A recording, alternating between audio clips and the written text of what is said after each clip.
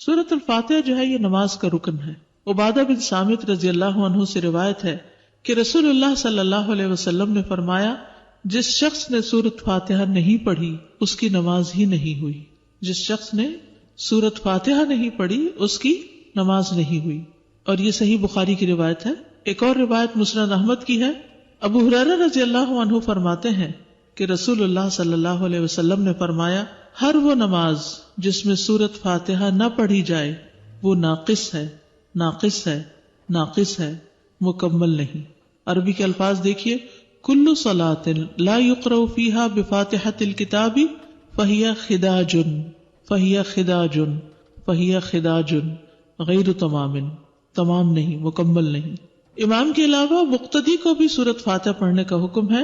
نبی صلی اللہ علیہ وسلم کے اصحاب میں سے ایک صحابی سے مروی ہے، کہتے ہیں کہ نبی صلی اللہ علیہ وسلم نے فرمایا شاید تم لوگ امام کی قرات کے دوران قرات کرتے ہو، شاید تم لوگ امام کی قرات کے دوران قرات کرتے ہو. آپ نے 2 یا 3 مرتبہ یہ سوال دہرایا، یعنی جب امام پڑھتا تو لگتا تم بھی کچھ پڑھ رہے ہو. صحابہ نے عرض کیا یا رسول اللہ واقعی ہم ایسا کرتے ہیں.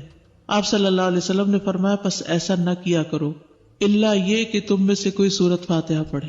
اچھا اس میں کیا ہوتا ہے، آپ نے رمضان وغیرہ میں دیکھا ہوگا کہ جب تراویح میں امام کسی ایسی سورت پہ پہنچتا ہے تو مقتدی بھی ساتھ پڑھنے لگتے. مثلاً کون سی سورت؟ سورت یاسین، سورت رحمان. یعنی امام پڑھ رہا ہے ساتھ خود بھی پڑھنا شروع ہو جاتا ہے، اور امام پہ وہ چیز مشتبہ ہو جاتی ہے کیونکہ ہلکی ہلکی آوازیں بھی اکٹھی ہو کے امام کو ڈسٹرب کرتی ہیں اور اس کی قرات میں خلل آتا ہے. تو اس طرح نہیں پڑھنی چاہیے. ہاں سورۃ الفاتحہ جو ہے وہ دل دل میں یعنی آہستہ آواز میں پڑھ لینی چاہیے، اس کو بھی اونچا نہیں پڑھنا. مقتدی امام کو خلل نہیں ڈال سکتا. ابو ہریرہ کہتے ہیں کہ رسول اللہ صلی اللہ علیہ وسلم نے فرمایا جو شخص کوئی نماز پڑھے اور اس میں ام القرآن یعنی سورۃ الفاتحہ نہ پڑھے تو ایسی نماز ناقص ہے، ناقص ہے، ناقص ہے، کامل نہیں. یہ وہی روایت ہے جو پیچھے آپ نے سنن ابی داؤد کی دیکھی. ابو صائب کہتے ہیں میں نے کہا اے ابو ہریرہ میں بعض اوقات امام کے پیچھے ہوتا ہوں تو پھر میں کیا کروں؟ تو انہوں نے میری کلائی دبائی اور کہا اے فارسی اسے اپنے نفس میں پڑھا کرو، یعنی دل میں پڑھا کرو. اچھا یہ بھی حکم کیوں ہے؟ تاکہ پھر ہمارا فوکس نماز کی طرف ہو. یعنی مثلا ہم دیکھتے ہیں نا امام پڑھ رہا ہے تو ہم پھر کوئی اور سیر کرنے لگتے ہیں کہیں. تو جب ہمیں یہ ہو کہ ہمیں بھی ساتھ ساتھ دل میں دہرانا ہے اس کو تو پھر توجہ رہتی ہے نماز کی طرف. یعنی وہ فارسی نسل کے تھے نا ابو صائب، تو ابو صاحب کہنے کی بجائے کہا وہ فارسی. سمجھانے کا ایک طریقہ ہے. اور انہوں نے میری کلائی دبائی. تو اس سے یہ پتہ چلتا ہے کہ استاد جو ہے وہ کسی آلٹرنیٹ نام سے بھی پکار سکتا ہے، اور بعض اوقات ایک چپت چھوٹی سی لگا کے یا ایک یہ نہیں کہ ڈانٹ ڈپٹ اور بہت مار پٹائی، لیکن متوجہ کرنے کے لیے تاکہ بات سمجھ میں آ جائے.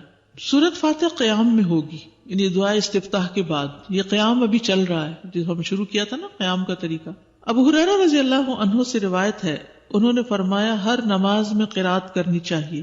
پھر جن نمازوں میں رسول اللہ صلی اللہ علیہ وسلم نے ہمیں بآواز بلند سنایا ہم ان میں تمہیں بآواز بلند سناتے ہیں، اور جن میں آپ نے ہم سے قرات کو پوشیدہ رکھا ان میں ہم بھی تم سے پوشیدہ رکھتے ہیں. اور اگر تو ام القرآن سے زیادہ قرات نہ کرے تو بھی کافی ہے، اور اگر زیادہ پڑھ لے تو بہتر ہے. اس کا مطلب کیا ہے؟ مثلا ظہر کی نماز امام صاحب پڑھا رہے ہیں، انہوں نے اللہ اکبر کی. اب آپ چاہیں تو چاہے چپ رہے، چاہے آپ استفتاح کی دعا پڑھیں، لیکن سورۃ فاتحہ تو آپ کو لازمی پڑھنی ہے. اور اس کے علاوہ قرات اگر قرآن کی کوئی سورت پڑھنا چاہتے تو پڑھ لیں، اگر نہیں پڑھ رہے تو بھی امام کی قرات جو ہے وہ آپ کو کافی ہو جائے گی. ٹھیک ہے. اسی طرح مثلا امام بلند آواز سے نماز پڑھا رہا ہے، جہری نماز ہے، اور اس میں جتنی دیر سکوت کرتا ہے، جہاں جہاں خاموش ہوتا ہے وہاں آپ اپنا پڑھ لیں. اور جب سورۃ فاتحہ بلند آواز سے پڑھے گا تو دل میں سورۃ فاتحہ پڑھ لیں، اور جب وہ کوئی اور سورت ملائے گا تو خاموشی اختیار کرے.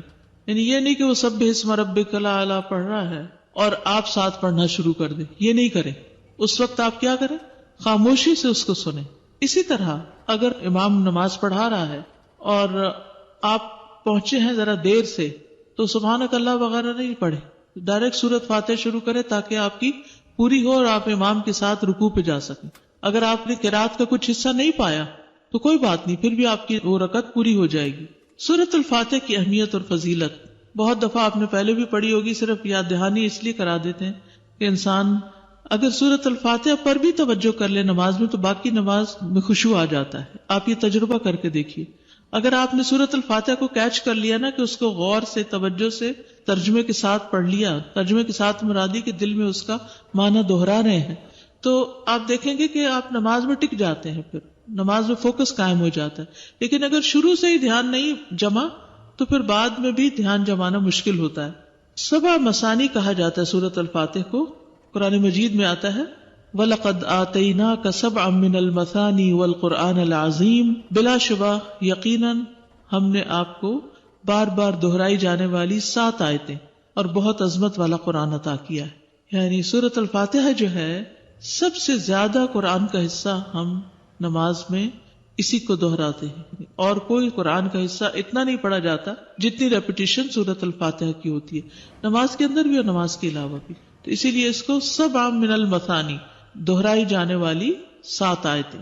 رسول اللہ صلی اللہ علیہ وسلم نے فرمایا اللہ عز و جل نے ام القرآن فاتحہ جیسی سورت نہ تورات میں نازل فرمائی اور نہ ہی انجیل میں، اور یہی 7 مثانی ہے. اور اللہ تعالیٰ فرماتے ہیں یہی سورت میرے اور میرے بندے کے درمیان تقسیم شدہ ہے، اور میرے بندے کو وہی ملے گا جو وہ مانگے گا. کیسے تقسیم شدہ ہے؟ بہت ہی خوبصورت حدیث ہے یہ. ابو ہریرہ نبی صلی اللہ علیہ وسلم سے روایت کرتے ہیں کہ آپ نے فرمایا جس نے کوئی نماز پڑھی اور اس میں ام القرآن کی قرات نہ کی تو وہ ناقص ہے. 3 مرتبہ فرمایا، یعنی پوری ہی نہیں. ابو ہریرہ سے کہا گیا ہم امام کے پیچھے ہوتے ہیں. انہوں نے کہا اس کو اپنے دل میں پڑھ لیا کرو، کیونکہ میں نے رسول اللہ صلی اللہ علیہ وسلم سے سنا آپ فرما رہے تھے اللہ تعالیٰ نے فرمایا میں نے نماز اپنے اور اپنے بندے کے درمیان آدھی آدھی تقسیم کی ہے، اور یہاں نماز سے مراد کیا ہے؟ یعنی سورۃ الفاتحہ.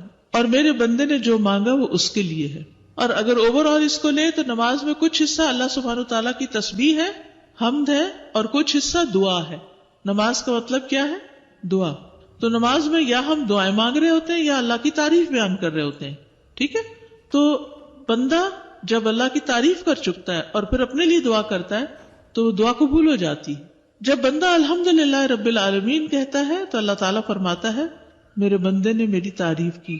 جب وہ الرحمن الرحیم کہتا ہے تو اللہ تعالیٰ فرماتا ہے میرے بندے نے میری ثنا بیان کی.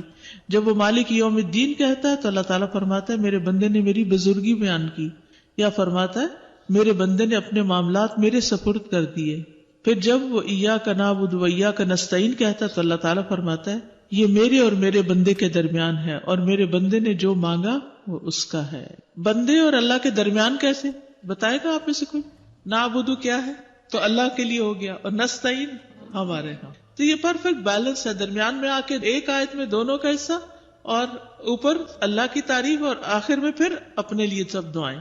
اور جب اہدنا الصراط المستقیم صراط الذین انعمت علیہم غیر المغضوب علیہم ولا الضالین کہتا ہے تو اللہ فرماتا ہے یہ میرے بندے کا ہے اور میرے بندے کے لیے ہے جو اس نے مانگا. پھر ہدایت کیسے نہیں ملے گی؟ انشاءاللہ ہدایت ملے گی، کیونکہ اللہ نے وعدہ کر لیا. اب آپ دیکھیے اگر ہم نے اللہ کی تعریف کی اور ہمیں سمجھ نہیں آئی ہم نے کیا کیا، ایسے ہی بس تعریف کر گئے اور دعا مانگتے وقت ہم تھوڑے سے متوجہ ہو گئے، تو پھر ہم کیا کر رہے ہیں؟ تو سورۃ الفاتحہ کی ایک خوبی یہ ہے کہ یہ اللہ اور بندے کے درمیان تقسیم ہے. سفیان کہتے ہیں مجھے یہ روایت علاء بن عبد الرحمن بن یعقوب نے سنائی. میں ان کے پاس گیا، وہ گھر میں بیمار تھے. میں نے ان سے اس حدیث کے بارے میں سوال کیا اور انہوں نے مجھے یہ سنائی. یہ جو عربی کے اس کے الفاظ ہیں مجھے بہت ہی اچھے لگتے ہیں، جو اللہ تعالیٰ کا جواب آتا ہے فَإِذَا قَالَ الْعَبْدُ الْحَمْدُ لِلَّهِ رَبِّ الْعَالَمِينَ قَالَ اللَّهُ تَعَالَى حَمِدَنِي عَبْدِي وَإِذَا قَالَ الرَّحْمَنُ الرَّحِيمُ قَالَ اللَّهُ تَعَالَى أَثْنَى عَلَيَّ عَبْدِي وَإِذَا قَالَ مَالِكِ يَوْمِ الدِّينِ قَالَ مَجَّدَنِي عَبْدِي هَذَا بَيْنِي وَبَيْنَ عَبْدِي وَلِعَبْدِي مَا سَأَلَ. اب سورۃ الفاتحہ کی قراءت کا طریقہ کیا ہے، کیسے پڑھی جائے؟ ایک ایک آیت کو وقف کر کے پڑھنا. ام سلمہ سے مروی ہے کہ ان سے رسول اللہ صلی اللہ علیہ وسلم کی قراءت کے متعلق پوچھا گیا تو انہوں نے فرمایا کہ آپ ایک ایک آیت کو وقف کر کر کے پڑھتے تھے. پھر انہوں نے سورۃ الفاتحہ کی پہلی 3 آیات کو توڑ توڑ کر پڑھا، یعنی توڑ توڑ کے یعنی کہ آیت بیچ میں توڑ دی بلکہ ہر آیت پہ وقف کیا. بسم اللہ الرحمن الرحیم الحمد للہ رب العالمین الرحمن الرحیم مالک یوم الدین. اور پھر کہتی ہیں کانا یقطع قراءتہ آیتن آیتن، کہ نبی صلی اللہ علیہ وسلم ایک ایک آیت کو وقف کر کے پڑھتے تھے. پھر آپ صلی اللہ علیہ وسلم الفاتحہ پڑھتے، آپ اس کی ایک ایک آیت الگ الگ کر کے پڑھتے، بسم اللہ الرحمن الرحیم پڑھتے، پھر رک جاتے، پھر الحمدللہ پڑھتے، اور پھر باقی بھی اسی طرح آخر تک. اسی طرح آپ کی تمام قرات تھی. آپ آیات کے اختتام پر رک جاتے اور ایک آیت کو دوسری سے ملا کر نہیں پڑھتے. کبھی نبی صلی اللہ علیہ وسلم مالک یوم الدین کی جگہ ملک یوم الدین بھی پڑھتے دوسری قرات سے. کبھی آپ اس کو مالک پڑھتے اور کبھی ملک پڑھتے. استاد، جماعت میں امام کے پیچھے پڑھنے والی ہے تو سورہ فاتحہ پڑھ سکتے ہیں، لیکن اگر ہم ایک رکعت سمجھیے دیر سے آئے ہیں، امام نے سورہ فاتحہ پڑھ لی اور دوسرے سورت کی قرات شروع کر دی، تو اس سلسلے اگر ہم اس میں بھی دل میں پڑھ کے جوائن کر پڑھ کے، جی ہاں دل میں پڑھ سکتے. دل میں پڑھنا مطلب پھر ہونٹ نہیں ہلیں گے اس میں؟ نہ بھی ہلکے ہلکے تو ہلیں گے، آواز سے نہیں پڑھیں گے. جیسے ہم گھر میں نماز پڑھ رہے ہیں، اگر ظہر کی نماز ہے اس میں ہم اگر تھوڑی سی اونچی آواز میں جسٹ ٹو کیپ اٹینشن پڑھ سکتے ہیں گھر میں ہلکی سی اونچی آواز میں. آگے آ رہا ہے ویسے مسئلہ. جی، جہری نمازیں جو ہیں ان میں اگر عورت گھر میں اونچی آواز سے پڑھتی ہے تو یہ مستحب ہے، یعنی پڑھ سکتی ہے. اور اگر وہ نہیں چاہتی اونچی آواز میں پڑھنا تو پھر دل میں بھی پڑھ سکتی ہے، اس کے لیے اجازت ہے. لیکن پسندیدہ یہی ہے کہ جیسے مغرب، عشاء اور فجر میں وہ اونچی آواز سے پڑھے. اگر جس میں اونچی آواز سے جس میں اونچی آواز سے نہیں پڑھے گا اس میں پھر دل میں پڑھنا چاہیے. جی ہاں. سازا جی، یہ سوال بہت فریکوینٹلی آتا ہے کہ جیسے جب جماعت میں اگر لیٹ جوائن کیا ہے اور سب کچھ اسکپ کرنے کے باوجود بھی الفاتحہ آپ کی مکمل نہیں ہو سکی اور امام صاحب رکوع میں چلے گئے ہیں، آپ نے الفاتحہ آدھی پڑھی، آدھی سے تھوڑی زیادہ پڑھی، تو اس میں پھر اس میں اگر چند سیکنڈ کے وقفے سے آپ کی پوری ہو رہی تو پوری کر کے پوری کر کے ذرا سا توقف کر کے چلے. بہت لمبا نہیں، لیکن اتنے نہیں ہو کہ آپ کو رکوع ہی مس ہو جائے. رائٹ ایز لانگ ایز آپ کو گیس ہے کہ آپ مکمل کر لیں گے ان کے اٹھنے سے پہلے تو آپ کر کے چلیں. چند سیکنڈ میں سورت پوری ہو جاتی. جی. سورت الفاتحہ کی قرات کے بعد آمین کہنا، اس کے دلائل کیا ہے؟ صحیح بخاری کی روایت ہے، ابو ہریرہ سے روایت ہے کہ نبی صلی اللہ علیہ وسلم نے فرمایا جب امام آمین کہے تو تم بھی آمین کہو، کیونکہ جس کی آمین فرشتوں کی آمین کے موافق ہو گئی اس کے گزشتہ گناہ بخش دیے جائیں گے. ابن شہاب کا کہنا ہے کہ رسول اللہ صلی اللہ علیہ وسلم خود بھی آمین کہتے تھے، یعنی صرف مقتدی نہیں بلکہ خود بھی.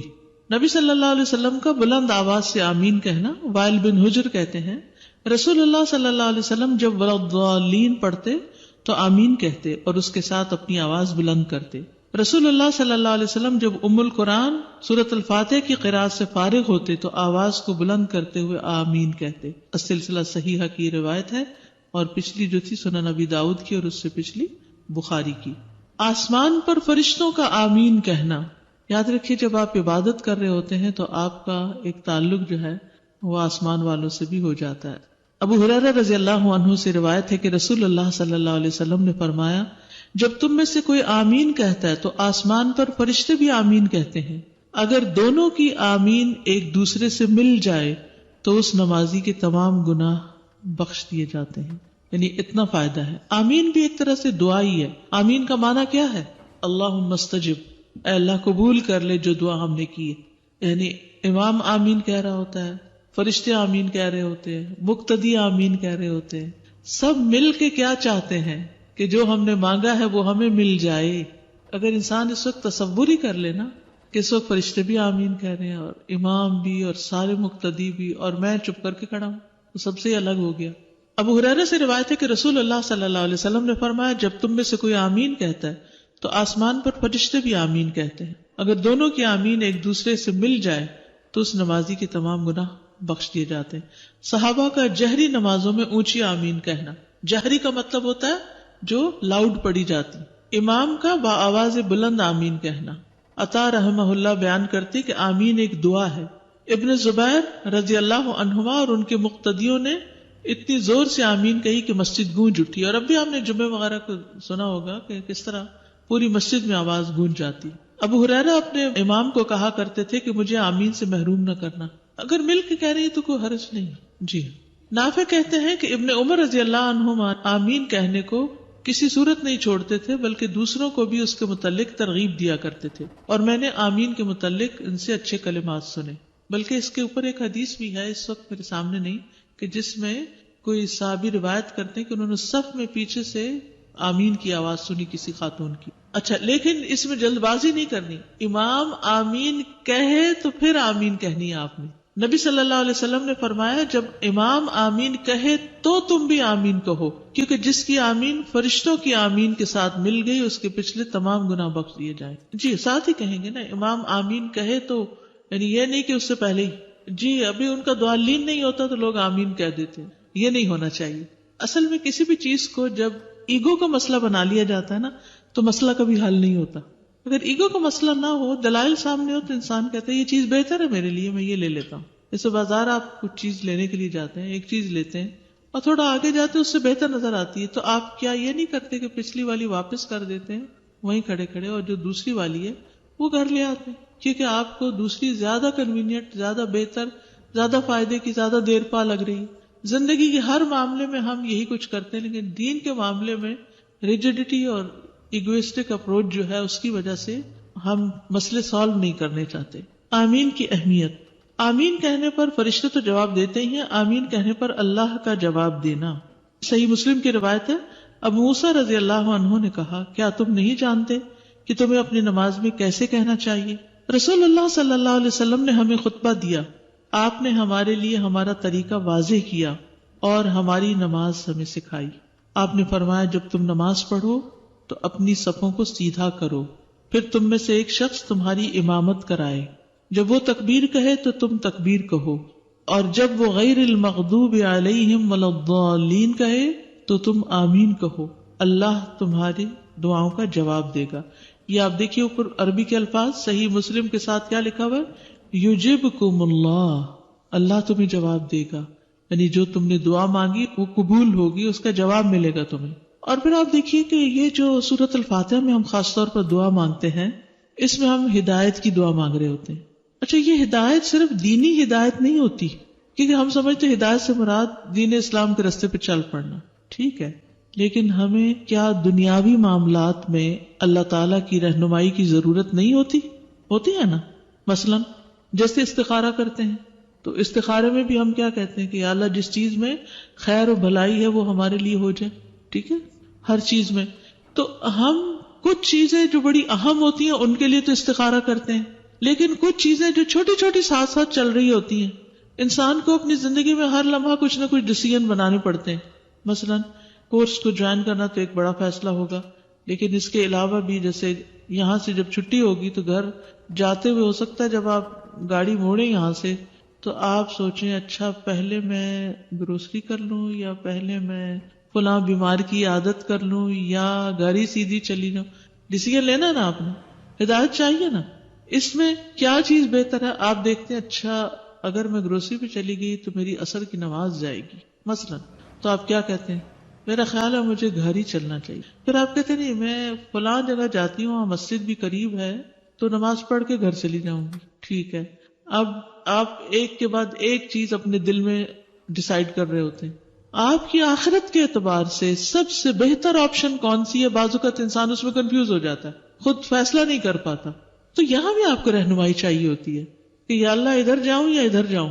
جس بندے کا ایک ہارٹ کنیکشن ہوتا ہے، دل کا ایک تعلق ہوتا ہے اللہ سبحانہ وتعالیٰ کے ساتھ، وہ اللہ سے باتیں کر رہا ہوتا ہے تو وہ چھوٹی چھوٹی چیزوں میں اس سے مشورے کر رہا ہوتا ہے، اپنی زبان میں باتیں کر رہا ہوتا ہے اپنے رب سے، یا اللہ میں اب یہ کروں یا یہ کروں. کیونکہ عموماً ہماری کنفیوژن انہی چیزوں میں تو رہتی ہے. مثلا آپ اکثر بیمار رہتے ہیں تو آپ کو کوئی سمجھ نہیں آتی کہ میں کروں تو کروں کیا. یا اللہ مجھے سمجھ نہیں آتا کہ میں کیا کھاؤں اور کیا نہ کھاؤں. مجھے نہیں پتا کہ کون سی چیزیں میری صحت کے لیے ٹھیک نہیں. میں یہ دوا کھاؤں کہ نہ کھاؤں. کچھ لوگوں سے سنا ہے کہ اس کا بہت سائیڈ افیکٹ ہوتا ہے. یہ کروں کہ نہ کروں.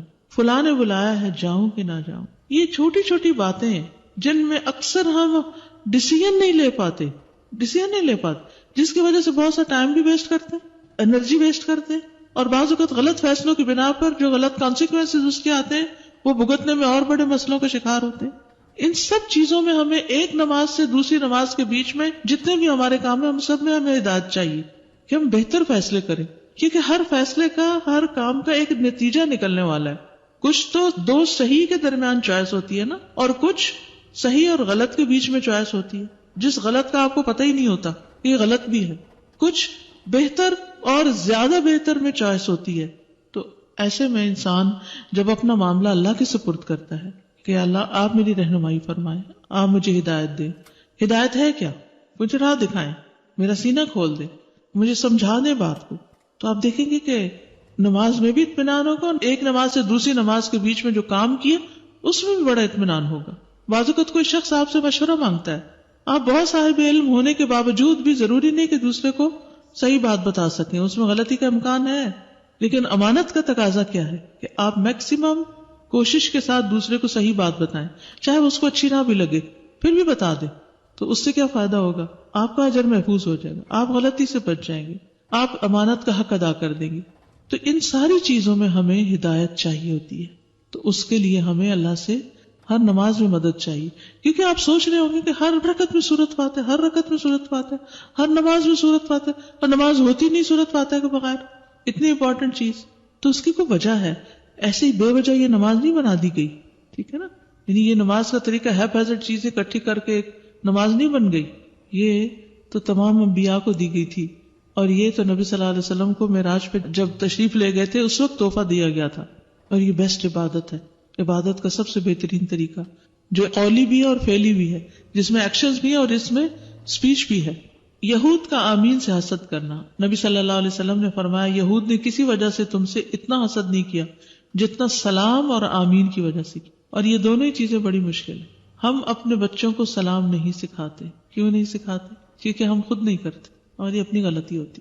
اور خاص طور پر وہ بچے جو کسی اسلامک اسکول نہیں جاتے، کسی مسجد نہیں جاتے، صرف گھروں میں تو کلچر ہے نہیں سلام کا. آپ انہیں سلام کر کے دیکھیں گے مجال جواب دے جائیں، ایک نہیں، دو نہیں، 10 ہو 20 ہو، کریں ذرا سلام. جا کے ابھی یہاں سے فارغ ہوں گے نا، بہت سے بچے آپ کو رستے میں مل جائیں، ذرا کریں سلام ان کو.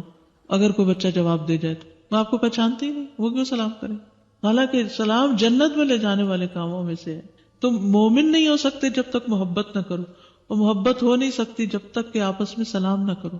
چلے ٹھیک ہے، باہر نہیں آپ جانتے کسی کو، نہ حال حلیے سے پتہ چلتا ہے کون کیا ہے، کوئی مسلمان ہے، سکھ ہے، عیسائی ہے، کون ہے، کیونکہ سب ایک ہی رنگ میں رنگے ہوئے ہیں.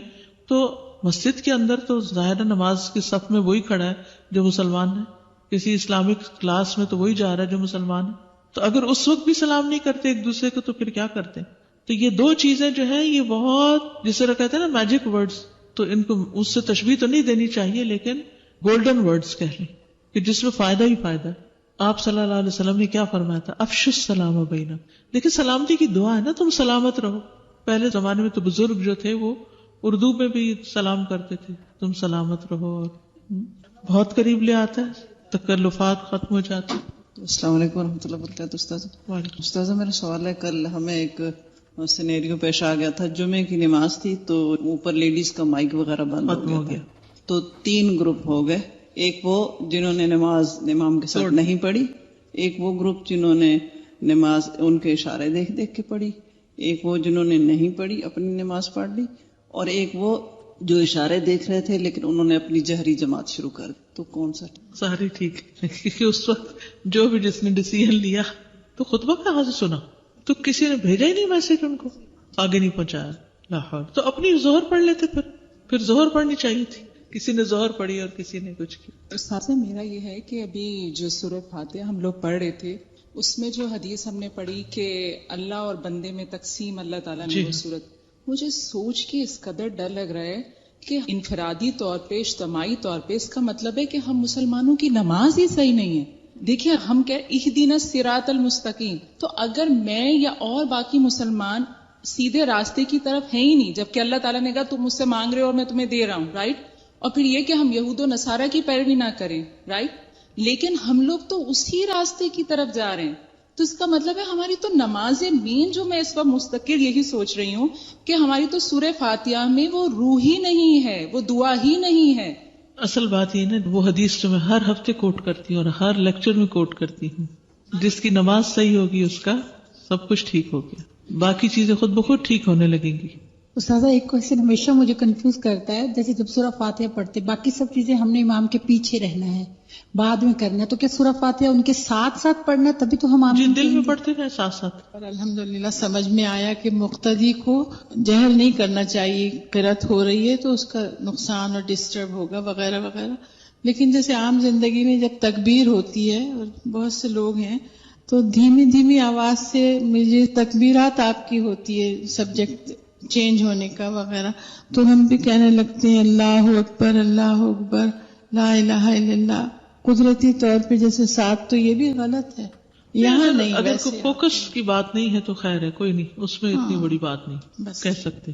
استاذہ جیسے بچپن سے ہی سنا ہے اور کہ نماز جو ہے وہ 1000 برائیوں سے بچاتی ہے، تو یہاں پہ اتنا فیکٹ نظر آ رہا ہے کہ کبھی کبھی ہم سوچتے ہیں کہ اللہ ہم اس چیز سے کیسے بچ گئے، یا ہمارے نصیب میں اتنی اچھی چیز کیسے مل گئی، میں نے تو کوئی بڑا کام نہیں کیا.